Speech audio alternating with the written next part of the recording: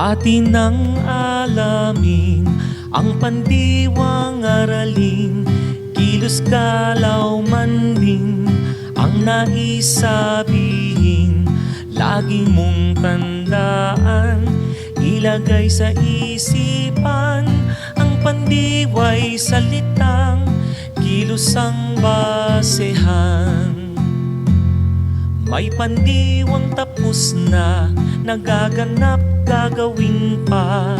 Kung minsa'y katatapos ang aspeto niya, iyo ring tandaan, may kilos na laan, nararamdaman, di lahat na mamasdan.